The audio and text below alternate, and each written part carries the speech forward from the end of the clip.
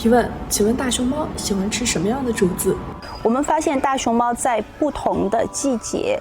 对竹子的不同部位是有不同的偏好的。因为大熊猫每天要摄入非常多的竹子，所以它们只会吃当季竹子最好的、最营养的那个部分，这样能来节约自己的在进食上面的时间，能够在最短的时间里面摄入最多的营养。大熊猫在有的季节是偏爱竹竿，有的季节是偏爱竹叶一些，但是竹笋永远是大熊猫的最爱，因为它更营养、更多汁。